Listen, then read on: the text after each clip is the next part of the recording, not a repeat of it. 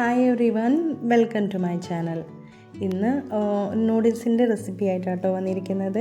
അപ്പോൾ അതിന് വേണ്ടിയിട്ട് ഞാൻ നൂഡിൽസ് വേവിക്കാൻ വേണ്ടിയിട്ട് ഒരു പാത്രത്തിൽ വെള്ളം ചൂടാക്കിയിട്ട് അതിലേക്ക് ഉപ്പും കുറച്ച് ഓയിലും ഇട്ട് കൊടുത്തിട്ട് ഒന്ന് തിളപ്പിക്കുന്നുണ്ട്. അതൊന്ന് തിളച്ച ശേഷം നമുക്ക് നമ്മുടെ ഈ നൂഡിൽസ് അതിലേക്ക് ഇട്ട് കൊടുക്കാം കേട്ടോ.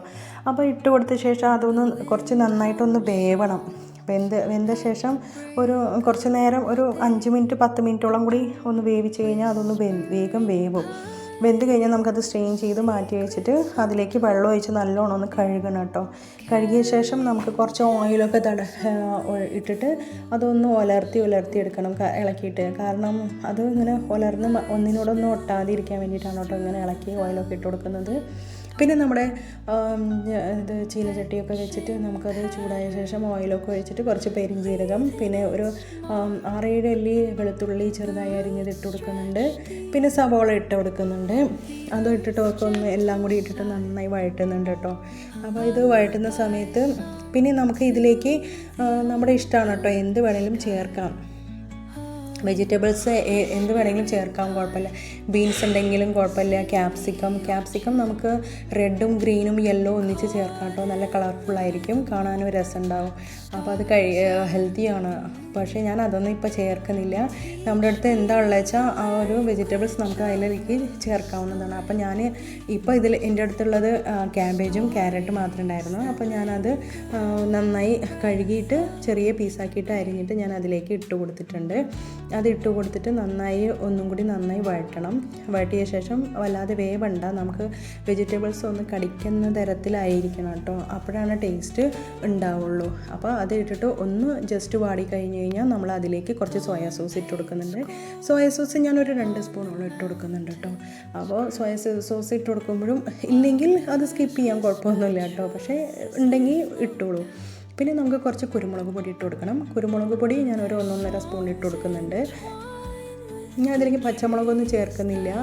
പിന്നെ എൻ്റെ അടുത്തുള്ളത് മാഗി മസാലയാണ്. അത് ഞാനൊരു 2 പാക്കറ്റ് ഇട്ട് കൊടുക്കുന്നുണ്ട് കേട്ടോ. മാഗി മസാല ഇല്ലെങ്കിൽ നമുക്ക് ഗരം മസാല ഇട്ട് കൊടുക്കാം, പേടിക്കാനൊന്നുമില്ല.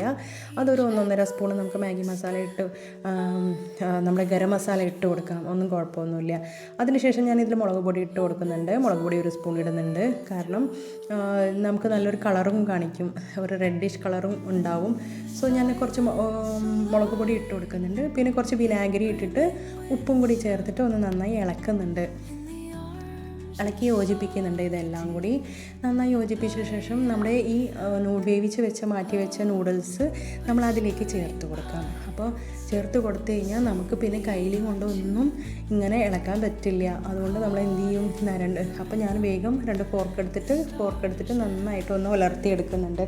അപ്പോഴാണ് എല്ലാ ഭാഗത്തും മസാലയും പിടിക്കുള്ളൂ. അപ്പോൾ ഇങ്ങനെ ഉലർത്തിയ ശേഷം ഒരു 2 മിനിറ്റ് ഉലർത്തിയ ശേഷം ഞാൻ അതിലേക്ക് കുറച്ച് മല്ലിയില തൂകിയിടുന്നുണ്ട്. അപ്പോൾ നല്ല ടേസ്റ്റാണ്. ഈ ഒരു ഹക്ക നൂഡിൽസ് ഉണ്ടാക്കി നോക്കൂ, എല്ലാവരും ഉണ്ടാക്കി നോക്കിയിട്ട് കുട്ടികൾക്കൊക്കെ കൊടുക്കും, നല്ല ഇഷ്ടമാവും. അപ്പോൾ ഏതായാലും ഇപ്പോൾ ലീവാണല്ലോ കുട്ടികൾക്ക് കുറച്ച് ദിവസമായിട്ട്. അപ്പോൾ പിള്ളേർക്ക് ഇങ്ങനെയൊക്കെ ഉണ്ടാക്കി കൊടുത്ത് ഒന്ന് ട്രൈ ചെയ്ത് നോക്കണം. പിന്നെ ഇത് നമുക്ക് ചിക്കൻ 65 ആക്കിയിട്ട് അതിൽ ഇട്ടാലും നല്ല ടേസ്റ്റാണ്. മുട്ട പൊരിച്ചിടാനും നല്ല ടേസ്റ്റാണ് കേട്ടോ, മുട്ട പൊരിച്ചിട്ടാലും. അതേപോലെ നമുക്ക് സോയാബീൻ ഫ്രൈ ചെയ്തിട്ട് നമ്മൾ ഇതിലേക്ക് ഇടാവുന്നതാണ്. അപ്പോൾ എങ്ങനെ ഇട്ട് കൊടുത്താലും നമ്മുടെ അക്കോർഡിങ് ടേസ്റ്റ് നന്നായിട്ട് വരും. ഇങ്ങനെ ഉണ്ടാക്കിയാലും നല്ല ടേസ്റ്റാണ്. അപ്പോൾ എല്ലാവരും ഇതുണ്ടാക്കി നോക്കിയിട്ട് ഫീഡ്ബാക്ക് അറിയിക്കണം. എല്ലാവരും ലൈക്ക് ആൻഡ് സബ്സ്ക്രൈബ് ചെയ്യാൻ മറക്കരുത്.